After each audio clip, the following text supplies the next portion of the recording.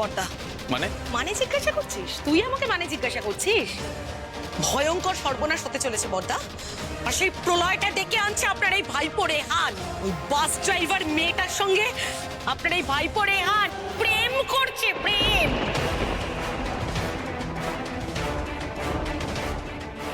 কাকিমণি কাকিমণি কি বলছো? তোমার কি মাথা খারাপ হয়ে গেছে? আমি প্রেম করবো তা ওই মেয়েটার সাথে? জেঠুমণি জেঠুমণি কাকিমণি ভুলভাল কথাবার্তা বলছে, একদম বিশ্বাস করো না। সত্যি না হওয়ার কি আছে? কাকিমুনির মতো আমিও বিশ্বাস করি যে ওই ক্লাসলেস বাস ড্রাইভারটার প্রেমে পড়েছো তুমি। আর কি শিখিয়েছো তুমি আমার মেয়েকে? ওকে আবার ভালো আন্টি বলে রাখতে? এই শোনো বড় বৌমা, তুমি কিন্তু এখন অনেক বড় বড় কথা বলছো। হ্যাঁ, তুমি যা বলছো সেগুলো ভেবে চিন্তে বলছো তো? একদম ভেবেচিন্তেই কথা বলছি কাকিমুনি।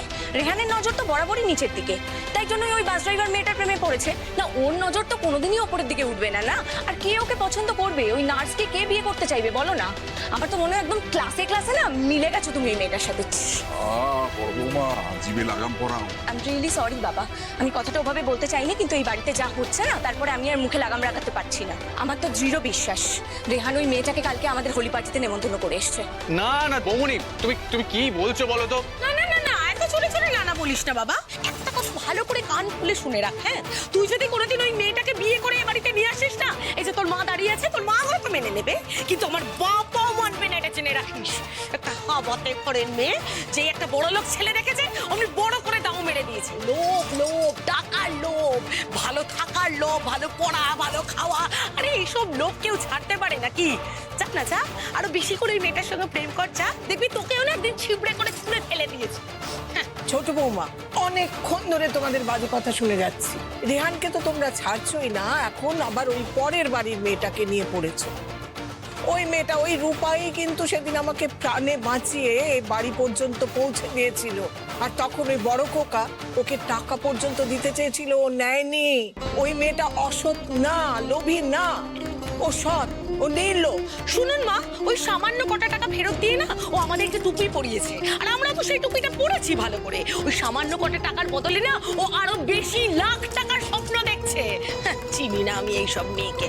বর্দা বর্দা, আমি আপনার কাছে অনুরোধ করছি বর্দা, হাত জোর করে অনুরোধ করছি, সময় থাকতে আপনি রেহানকে লাগাম পড়ান। দেখছেন তো আজকে অর্ধেক সম্মান ডুবিয়ে এসছে, কিন্তু বাকি সম্মানটুকুও ভরাডুবি করবে, আমি বলে দিচ্ছি। এই ছেলে এই মল্লিক বাড়ির সাম্রাজ্যকে না একদিন টাইটানিক করে ছাড়বে। চলো চলো উপরে চলো।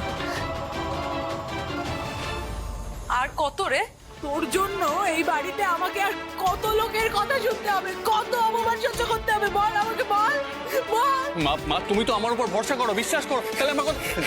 জেঠুমণি দাঁড়াও, আমার কথা শোনো। আমি ওই মেয়েটাকে চিনি না, ওই মেয়েটার সাথে আমার কথাই হয় না।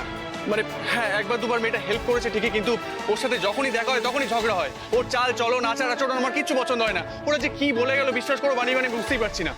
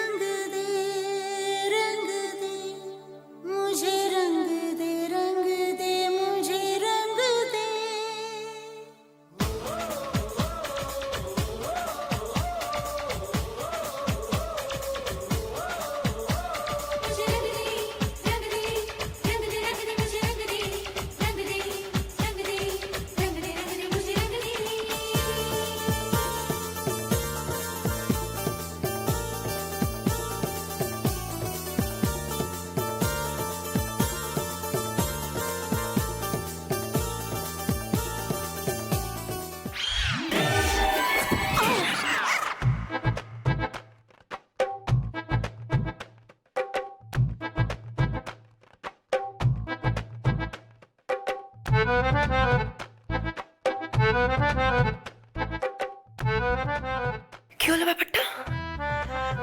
স্বপ্ন দেখছিলাম, তাও আবার নার্সবাবুকে নিয়ে। আরে বাবা, ভোরের স্বপ্ন দেখে আবার সত্যি হয় শুনেছি।